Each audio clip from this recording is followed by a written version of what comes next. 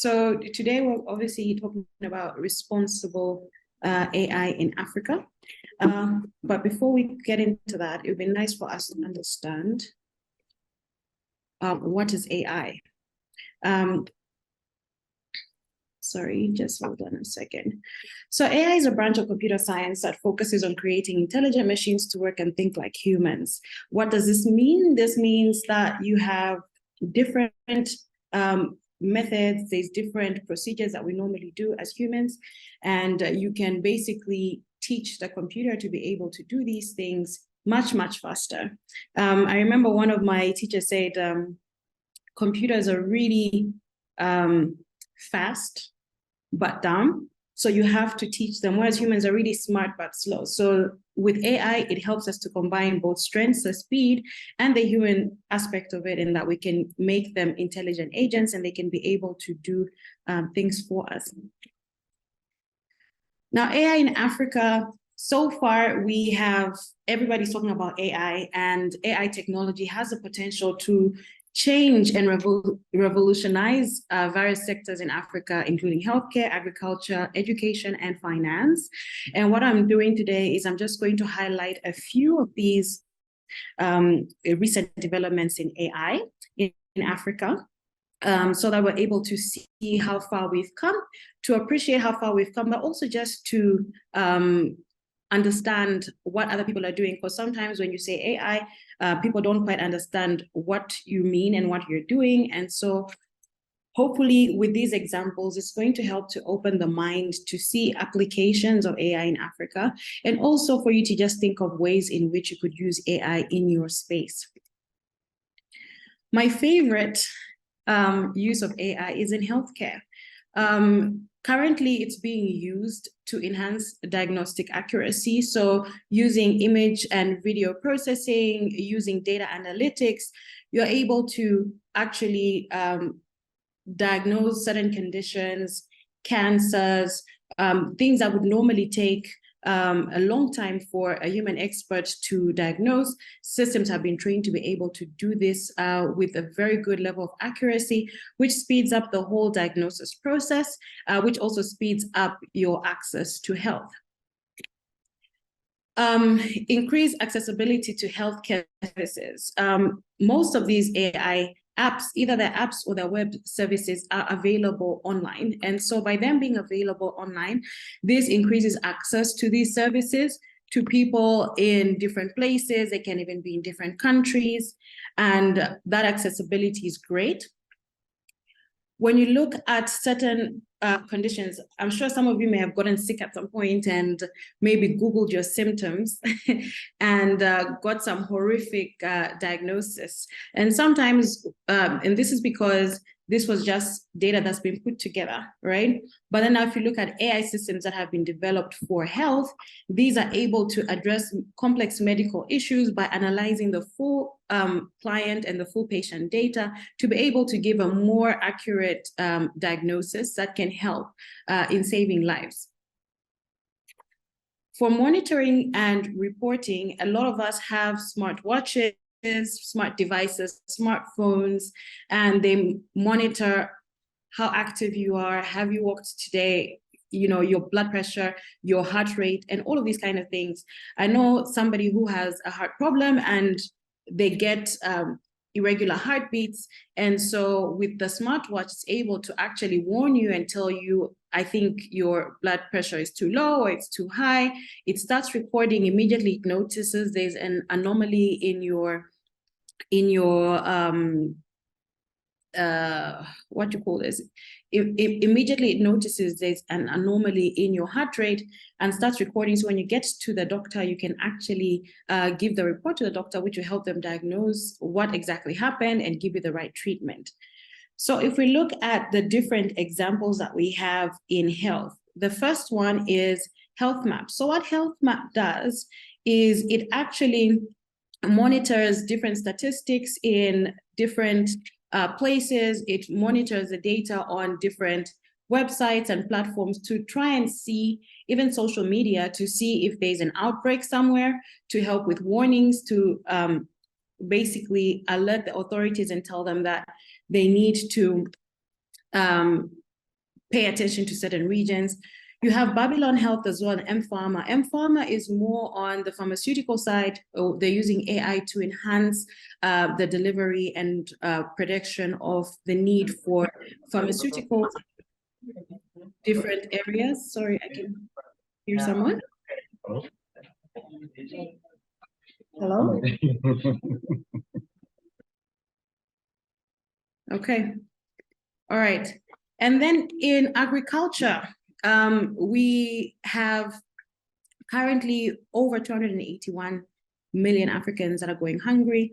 And so there are a lot of measures that are being put to try and alleviate these issues. And one of them is to use AI enhanced technologies in the agricultural sector.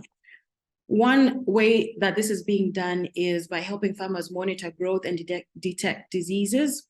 So there are drones and devices that you can use that have been trained using AI and image processing. So it's able to tell you, for example, for a farmer, how many plants you have, how many of them are sick, which ones need to be removed, when they are ready for harvest, when they don't have enough water, you know, all of these different statistics that are very essential for a farmer to basically monitor their crop. Another thing which we do a lot in Africa is we depend on weather, and so some tools use AI to actually analyze historical data, analyze the current data in real time, and predict weather patterns and inform the farmers so they're able to plant in the right time and avoid losses, and also to improve supply chain management and reduce food waste. So if we look at two examples here, the first one we have is Trigger Foods. Trigger is an e-commerce platform, and what they do is they connect smallholder farmers with buyers. So it's an e-commerce site, but it uses AI to optimize its supply chain and ensure that fresh produce is delivered to buyers quickly and effectively. The company also provides farmers with access to credit, training, and other resources. On the other hand, we have Hello Tractor, which is a platform that uses a combination of AI and Internet of Things to connect smallholder farmers with tractor services. So some farmers can't afford tractors, but they need them, and so they're able to lease them from tractor owners. It also optimizes the allocation of tractors and farm equipment to increase agricultural productivity in Africa. If we look at the financial side of things, AI is currently being used by actually a lot of fintechs in Africa. And the most common use is for automated credit scoring. So when you want to give a loan, you need to know what is the credit score of the client.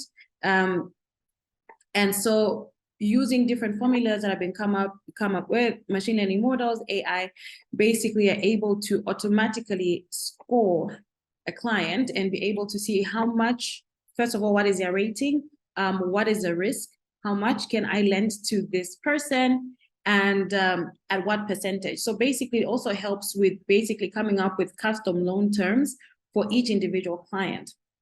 Also for fraud detection, I've actually had a lot of discussions with banks, and their biggest issue is fraud. And so there are certain markers that you'd basically detect if this is a fraudulent transaction, or transactions between certain accounts, or transactions being made to people of interest on the wanted list. And so by using AI and its detection tools, you're able to assess the transactions in real time, flag any potential fraud, and help alleviate these issues that come with fraud when it comes to banking.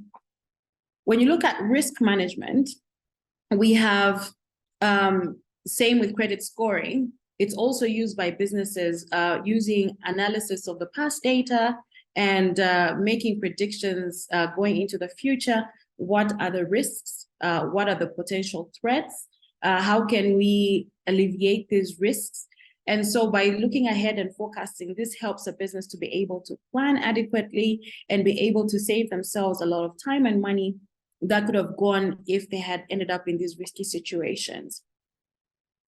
Most of the products now, especially fintech products that have to do with trading, like Luno, for example, they use algorithmic trading. So algorithmic trading is basically the use of algorithms to monitor statistics, monitor the stocks in real time, to be able to see how the market is performing. If you need to sell shares or you need to buy shares, these agents are able to actually do the trades on your behalf. And so this helps with a lot of people who have that anxiety and they don't really understand how the stock markets work. They can basically get on board one of these systems and put in money and invest in there, and then let the AI do the management, the financial management, and the trading on your behalf. One of the biggest things that we have now that we're using is ChatGPT. And it's actually quite great for market research, whether it be in health, education, different things. You're able to curate information from the web and be able to put it together and give you some meaningful information that can help you with decision-making, product research, and also just to see how other businesses are doing similar things around the world. Now, if we look at African examples, the first one we have is NCBuku. So NCBuku is a Ugandan platform. And what they do is they provide small businesses with access to loans and other financial services. It uses AI to assess the credit worthiness of the small business, and then it will also use that to provide them with personalized loan offers. So different businesses get different offers. The company also provides small businesses with training and other resources to help them grow. And it's helped thousands of businesses in Uganda to grow by automating the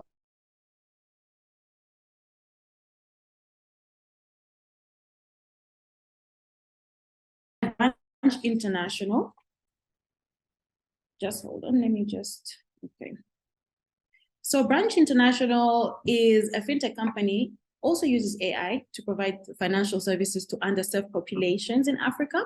It offers small loans and other financial services such as AI-driven credit scoring, mobile app usage data, and also just financial products based on the customer.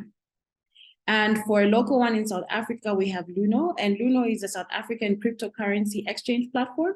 And what it does is it uses AI to make it easier and cheaper for people to buy and sell cryptocurrency. The platform also provides users with resources, basically educational resources, for them to be able to understand the whole arena of cryptocurrencies and how they work. And this is great because it allows other people to get into the field, because it's actually quite a daunting and scary field if you don't understand what's happening. So here we have a couple of tools that are currently being used in finance. In education, AI is really taking the world by storm, because what it's doing is giving personalized learning and providing individualized feedback to students. And so based on how the student is performing on certain tasks, let's say they're doing math, for example, it will be able to help seeing how they are performing, either make the next question a little bit more difficult or make the next question a little bit easier. So it's personalized learning, and the student is allowed to learn at their own pace. It can also be used for assisting teachers with grading papers, grading lessons, identifying struggling students, because you get these reports. And it also improves access to education for students in remote or underserved areas. Like we mentioned that these services are online. The examples we have here are Mshula. So Mshula is an AI-powered platform. It provides personalized interactive learning and education to primary school students all over Africa. It uses AI to adapt lessons to individual learning needs and provide feedback to teachers and to parents as well. DigiSchool, on the other hand, is a Rwandan platform that provides personalized learning in students in rural areas. And it uses AI to develop these plans for each student based on their individual needs. So what you see is similar. What DigiSchool and what Mshule are doing is similar in that they're using it to understand the student, to be able to come up with a custom learning plan, which is able to support students with all different kinds of learning abilities.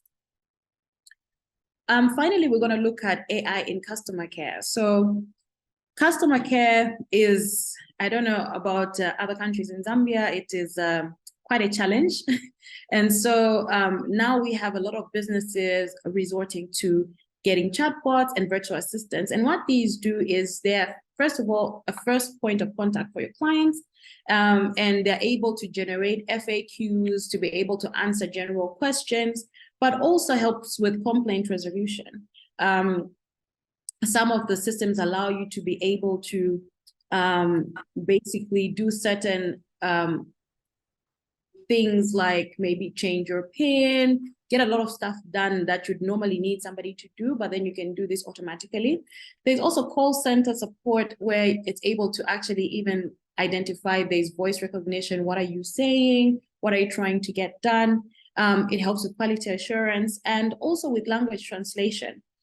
Particularly with language translation, I'm very excited about Teranga AI, because Teranga AI is a Senegalese platform. And what Teranga is doing is they develop chatbots that can provide customer support in local languages. So when a customer comes to the platform and they need assistance, they can choose the language that they would like to be interacted in. And using AI, it trains the chatbots to understand and respond to natural language queries. And these chatbots are being used by a variety of different companies for them to be able to meet their customer needs, including banks, telecommunications companies, and even e-commerce platforms. On the other hand, you have M-PESA self-service. And what M-PESA self-service does, M-PESA obviously is a mobile money service that is very popular in Kenya. And with the large number of users that they have, they can't possibly manage to handle all of them using in-person customer service. And so this self-service basically allows somebody to check their balance, get a mini statement, reset their PIN, unlock their account, and resolve certain common issues that customers have. This is a quote in conclusion. This is a quote that I got from Josine. According to a recent PricewaterhouseCoopers report, AI could expand Africa's economy by $1.5 trillion by 2030. That's about 50% of the continent's current GDP. If it could only capture 10% of the fast growing global AI market, we could get this increase in revenue. So I really encourage you to think, if you're in business or if you're in an organization, to think how you can use AI to improve your productivity, to improve your services, and to also increase your revenue. Thank you so much for your attention, and I look forward to the next section. Thank you so much, Dr. Fredah, giving us some really good insights into the pervasiveness of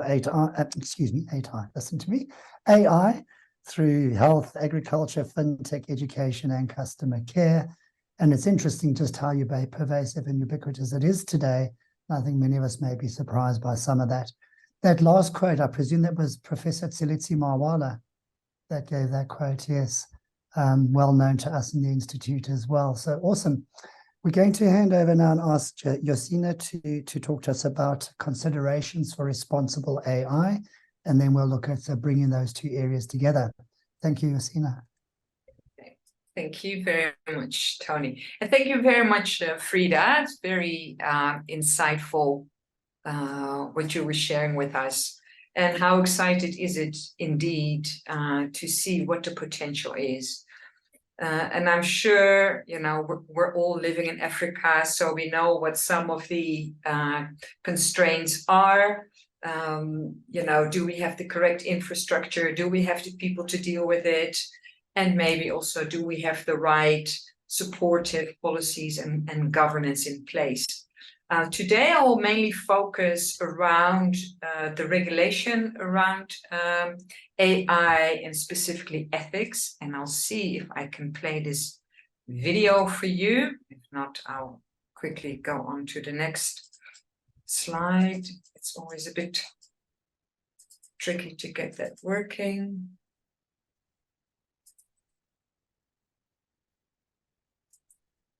Okay. Doesn't this work? Helps.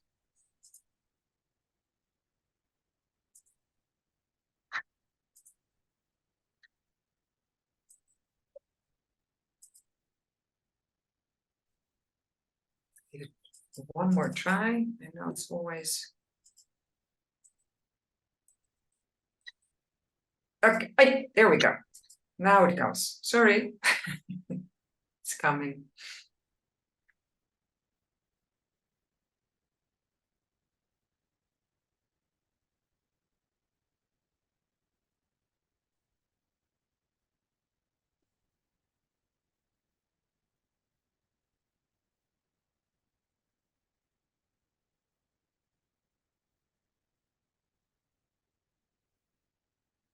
Well, this is taking a bit too long to load, so if you don't mind, I'll just move on to the rest of my presentation. What is a little clip, so you can look it up on responsible AI in Africa. What it brings us is actually more information about how AI, it contributes to the sectors that Fredah just mentioned, and in that way also can contribute to the agenda for sustainable development. But what we always need to take into account, because sustainable development is for the betterment of all, but if we use digital technology, we need to be aware of the often unintentional negative consequences. And those consequences have often those consequences are for the audience using AI or for the population on the continent. So it's important for them, so for our clients and for our the wider environment that we look after that.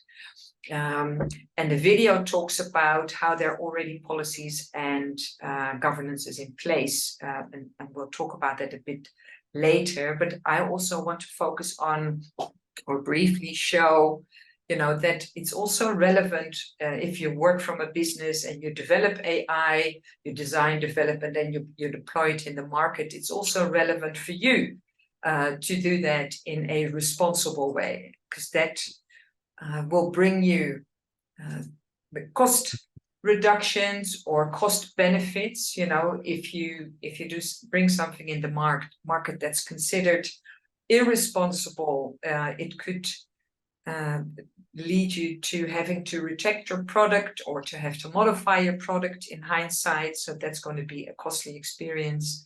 It's important for your ESG compliance, your brand resilience, because you don't want to be known as the company that's brought something into the market that people actually don't like. And especially the younger people, and we all need ICT skills in our company, young people with the right skills. Those are mostly younger skills, and they are also very sensitive to companies that are ethically and environmentally responsible. So, although the video speaks about that there are already various regulations in place, that's not really the case. Currently, we've got, that's been recently approved, the AI Act from the European Union. We've got the African Union Artificial Intelligence Continental Strategy for Africa that's being developed by the African Union Development Agency, NEPAD. What else is happening on the continent is the Windhoek Statement on AI, that mainly concerns Southern Africa. No. I think, yeah. Sorry, okay. Pomlani, please unmute. Thank you. We've got AI strategies in Mauritius and Egypt. And what I recently learned is that in Rwanda, in June this year, they've adopted a national AI policy. And I think that this is the first country on the continent that has a national AI policy.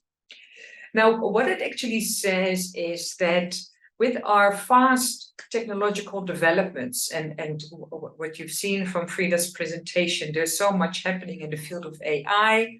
So technology, the technology development outpaces regulation development. So what are we going to do? Are we going to wait until there's more regulation available before we're going to start acting responsibly? Or do we say no, but we are ICT professionals and we are committed to the Sustainable Development Goals? So no, we want to create responsible AI. So please tell us what is the rule that we need to follow. So I'm so happy, being in social and ethics and promoting the code of ethics, that with the enormous acceleration of development of AI, there's been a much more attention for AI ethics, and with that also for more digital ethics. So very briefly, what is actually ethics? That's looking at how the relationship between self, good, and the other. And self can mean the individual, but that's also organization. So you're looking from your position as an organization. How do you impact others? And others are people, but also our planet. Ethics these days also more and more encompasses what we're doing in our environment. And this is, we need to do what's good for ourselves and for others. And one of the main tenets to remember is, if you're doing ethics, is just making sure that you don't do harm. So make sure by what you bring out into the world that you don't harm others, either people or the planet. So the most pervasive at this point in time, UNESCO is very active in developing AI ethics policies and strategies. And they're also assisting governments worldwide by introducing their own AI ethics, governance, and ethics policies. And their core values are based around 4 core values, and I'll delve into them in a bit more detail. But these are human rights and human dignity, just and interconnected societies, ensuring diversity and inclusiveness, and environment and ecosystem flourishing. So there you already have, in your ethics, you have the E from your ESG reporting, so your environmental and ecosystem flourishing. So please pay attention to the next slides, because in the next part of the presentation, Fredah and I will together ask you some questions, or we'll start some debates around some of these core values. So to make sure that you know, so that you can contribute to that debate, I'll delve a bit deeper into each of those elements.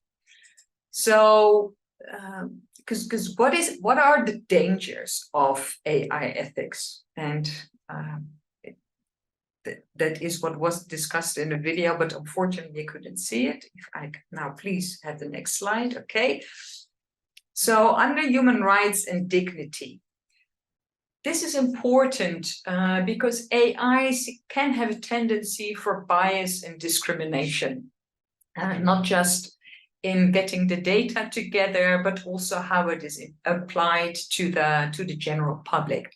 So, for example, and it's easy, like I often say, a lot of the risks are unintentional.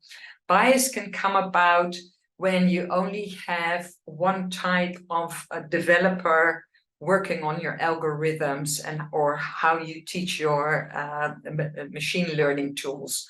If those are all males and they're white, then they'll probably overlook the perspectives from other people.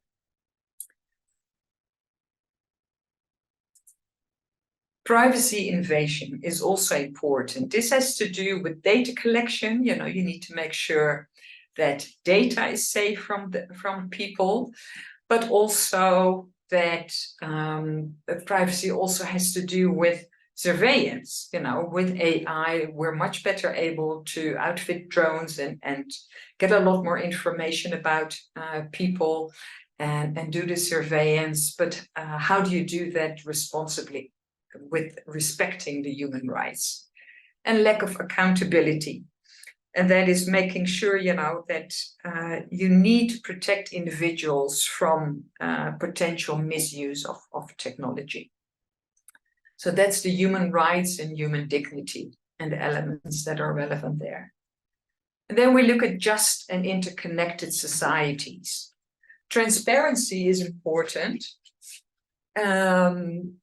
because and this is even what Fredah and I were talking about earlier this week, because Fredah showed me an example of a wonderful avatar that's been created, and it could speak specific languages, and it was all wonderful.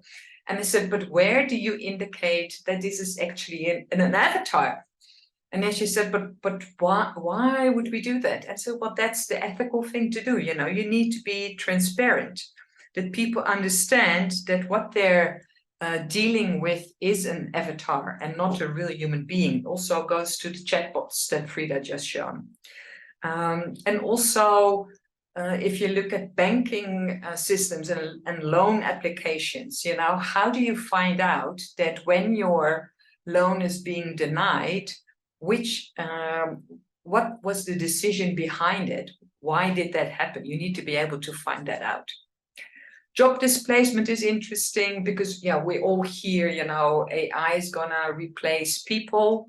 I'm sure it will, but it will also create other jobs. What do we do with the people who lose their jobs? How do we upskill, reskill? That's important to take into account. Security risk. How do we,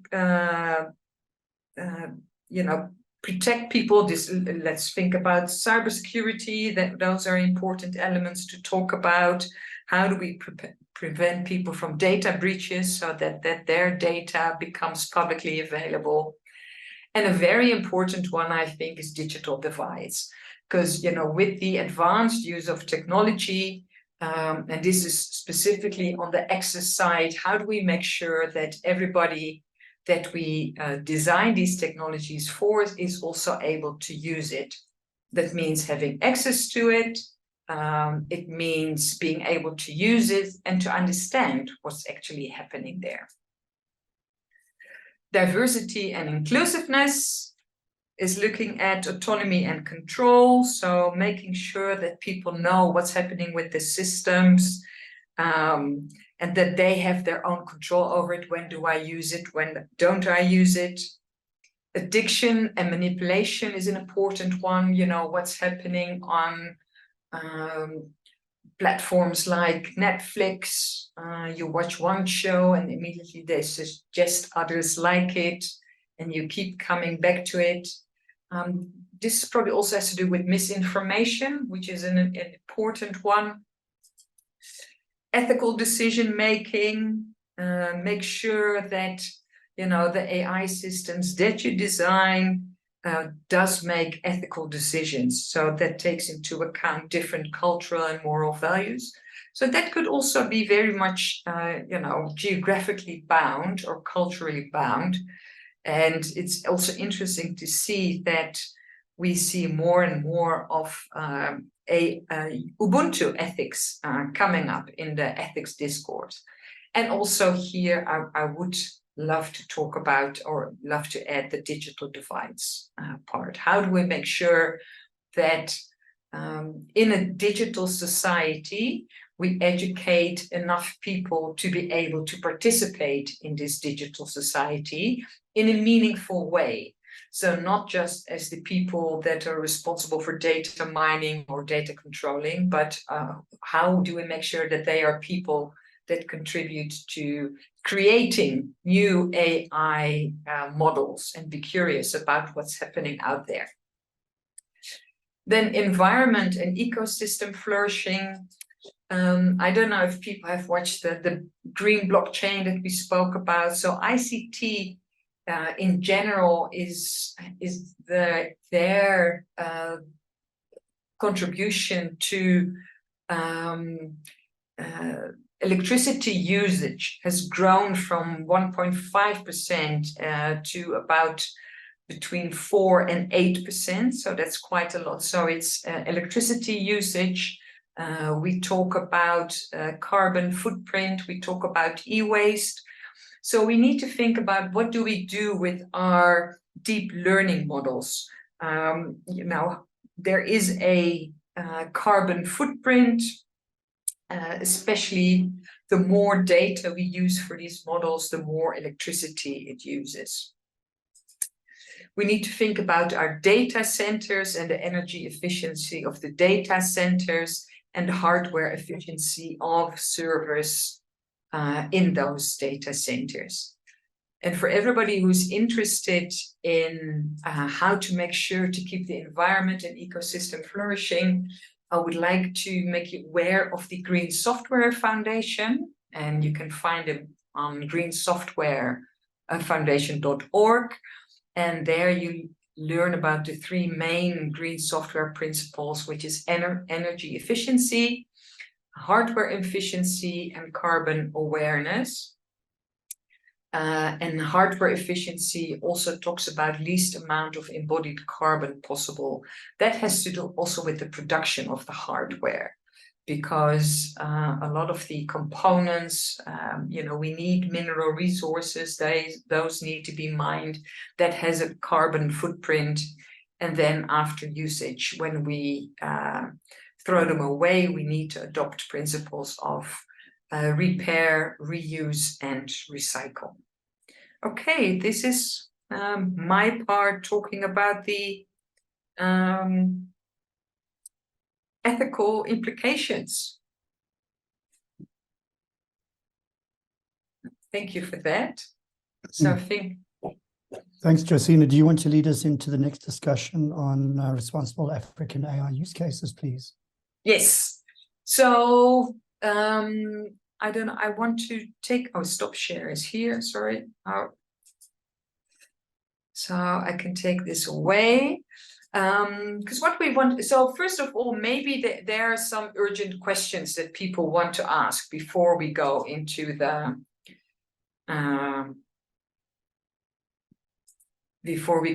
discussions. Are there any questions in the chat that you can see? Nothing in the chat at the moment. Nothing in the chat at the moment, Josine. Okay. Wonderful. So I hope then that that's all clear what we've been presenting so far. So Fredah, would you want to bring up your slides relating to health and the health examples, please? So that you and I together can discuss some issues around that. Okay, just give me a second. Okay.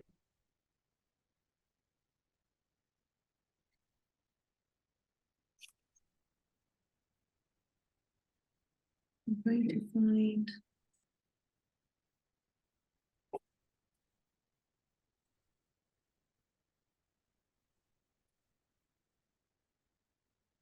I'm trying to find the presentation. Just give me a second.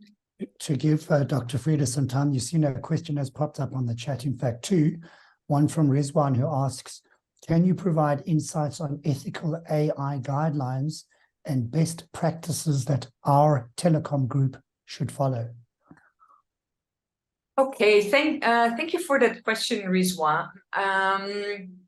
So I'm not sure. So I would suggest look up the UNESCO AI ethics guidance. That has a lot of the ethical principles embodied in there. And yeah, specifically for your telecom group, you know, what kind of AI application, I'm not sure what you would be referring to. It's a bit of a wide question. So maybe you know, if we take you through the next slides and the questions around that will help you. And with regards to the second question, are these ethics and rules implemented by government or any independent organization? As I said earlier, it's there's not official AI ethics regulation yet. There are intents, like I said, in Rwanda has a AI policy at the moment, the European Union, and if you so they're not being implemented, but they're being advised to use that. So especially the UNESCO ones, so the AI regulations by UNESCO, and I'll see if I can put up the link for you there. I'll put that in the chat so you can find some more information around that. Okay, Fredah, your slide, it came up and then it disappeared. Okay, let me put it up again. Okay. And then, Tony, can I please ask you to put up the first question so that everybody in the audience can participate? Okay. Okay. I'm hoping it's up on the screen for the people. Yes, thank you. So the first question relates to the healthcare that Fredah discussed earlier. And so the question is, which ethical consideration is most crucial for responsible AI in healthcare and telemedicine? So options are privacy and data security, inclusivity in healthcare access, fairness in medical diagnosis, and transparency in AI decision-making. So can I please ask you to put in your answer?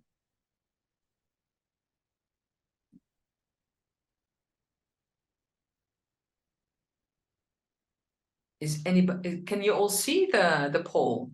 Because I don't see anybody. It is being responded to, Josine. Oh, okay.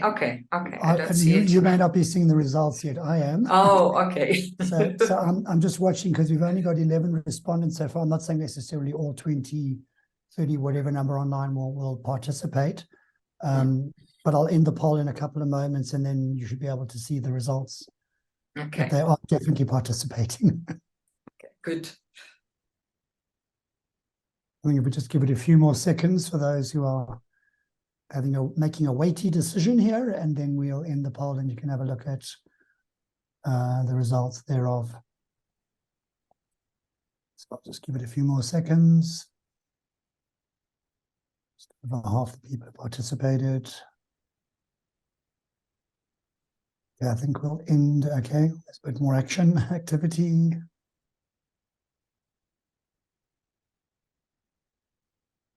Okay, I'm going to end it there and share the results. Can you see the results, Josine? Yes. No, wonderful. So I hope everybody can see it. I see most people chose privacy and data security, inclusivity, and so transparency is second. I think that's also important. So yeah, the right answer, I think most answers apply, but the most crucial one, and that was the question, would be around privacy and data security. So you've got it all right. And with regards to transparency, it's probably also important that people know when you deal with, for example, AI medical assistant, that you know that you're not talking to a real doctor, but that you're talking to a medical assistant. Fredah, I don't know if you want to add something to this. I'm listening, and I agree with the answer that privacy and data security are important, especially because you're dealing with customer data, and that's a lot of stuff besides just the name and everything. It's all their medical records and everything that has to do with the person. So it's very important to keep this information secure, and also how you share this, or if you share it, who you share it with. So I think that's a great one. Wonderful. Okay, thank you. Next is agriculture. So Fredah, can you please bring up the slide to remind us? And Tony, will you please bring up the poll?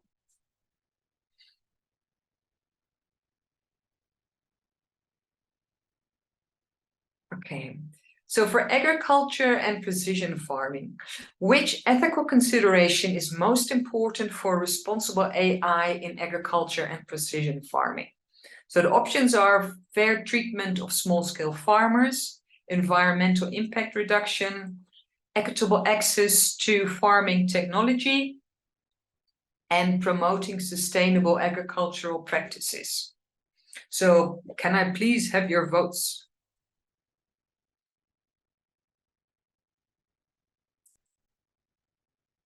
So yes, activity is happening, Josine. We'll just give it a Okay. few more. Again, I'm watching the number count of people participating. If we get to at least roughly half, then I'll end it. Okay. At this, yep. Sorry, I'll be quiet.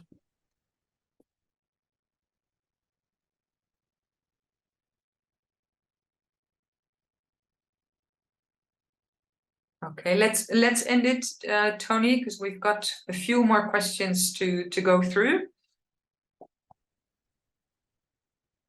Okay, and there I see the majority speaks about promoting sustainable agricultural practices, which in itself is always important to do. But when we talk about AI, I would choose the one that you guys chose as number 3, which is equitable access to farming technology. So that's when we go back to the connected and just society, is making sure that all farmers, it's great to design farming technology, but how do you make sure, all these e-agricultural apps, how do you make sure that all farmers, not just the big ones, but also the smaller ones in more remote area also have access to the technology and understand how to use it? Fredah, do you have anything to add on that? Yes, I would also want to add fair treatment of small-scale farmers. It's also the language that we use, what we say, how we say it is very important, especially when it comes to ethics and software development. So I think when you focus on the customer, like you had mentioned earlier, we're supposed to create systems that do good and not harm. And so I think that will also be worth considering. Thank you. Okay, wonderful. Okay, let's move on to the next one, which is financial services and fintech. And please bring up the question, Tony. Okay, so for financial services and fintech, which ethical consideration is most crucial for responsible AI? Avoiding discrimination in credit scoring, data privacy and security, ensuring informed consent, and equitable access to financial services.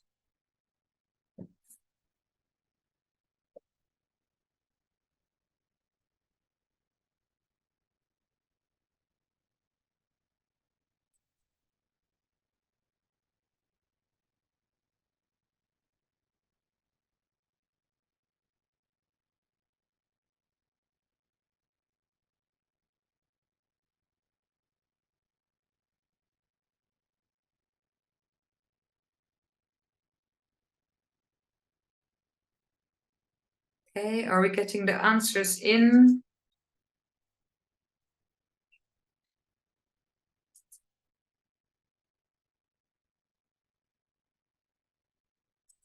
Should be seeing the results, Josine.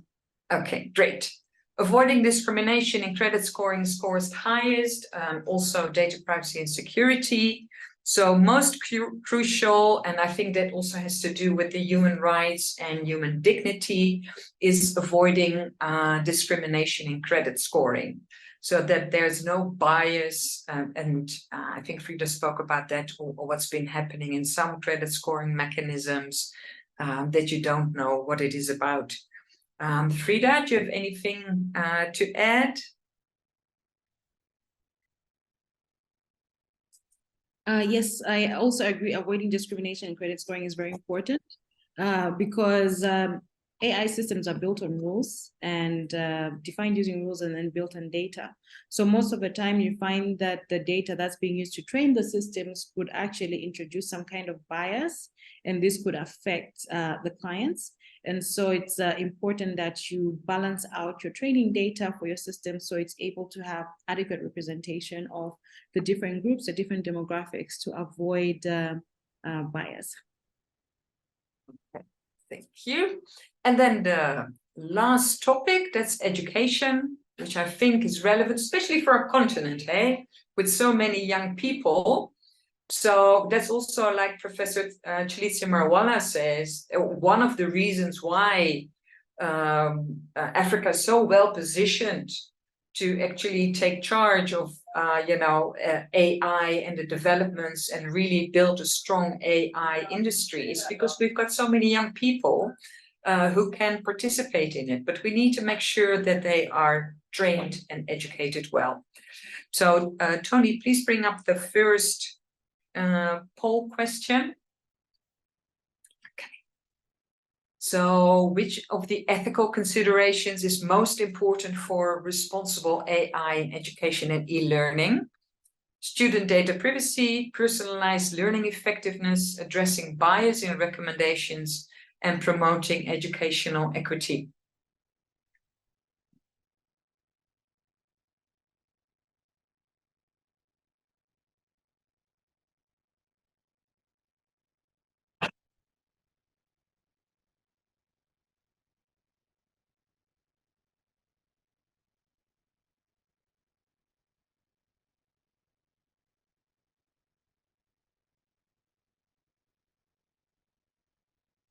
We've closed. Okay, so this is a bit of a balanced feedback, and I actually think all of them are important. But if we look at the most important one, it's also student data privacy. So make sure that we protect the personal information of our learners, especially because we're dealing with young people who are extra vulnerable. Fredah, your thoughts on this? I agree with you on privacy being the most important. Any system that's dealing with data, especially personal data, should really be careful on how you handle it. Also, addressing bias in recommendations. I think for learning systems, it should create recommendations based on the student, based on how they're performing, and instead of biasing it against other students and how other people are performing, because different people learn at different paces. So I think I agree with you that they're all important, but I also agree that student data privacy is the most important. Thank you. Okay, now, I see that it's 5 o'clock. We've got one poll question left, but I also see that there's a question from Rizwan in the chat. So maybe we should address that one first, because we don't want to hold on people any longer than they should. So Fredah, I don't know if you've seen this question. Rizwan is asking, what trends do you foresee in AI and telecommunications that we should be prepared for in the coming years? Do you have any ideas on that? The thing about AI, which we have seen in the past year that we've had ChatGPT, is that these models can come up with new things. And so I think in the coming future, we'll have more powerful AI that can able to do even more interesting things. And so I think it's important to see how you could use these tools to leverage your work and your productivity. I have a feeling that a lot of the new technologies are going to be developed by AI itself. And so I'm excited to see what that's going to be like. But yeah, I think there's a lot coming, and at this point where we're at, nobody can predict in advance what's going to happen, but it's important to keep yourself abreast and see what's happening and keep yourself up to date. Okay, great. And I want to say last thing about what I see happening in telecommunications, because I think especially telecommunications becomes ever more relevant because we need to expand our infrastructure to make sure that it reaches everybody on our continent. So it's we will probably be building additional data centers, but we also need to look at satellite communications and how do we reach the first of everybody in the continent so that they're able to participate in this AI development. So I actually see a very bright future in that regard in the telecommunications sector. Okay, quickly for the other Srihari who asked a question, I put up the link to the UNESCO artificial intelligence recommendation on ethics. So that's where you can see guidelines.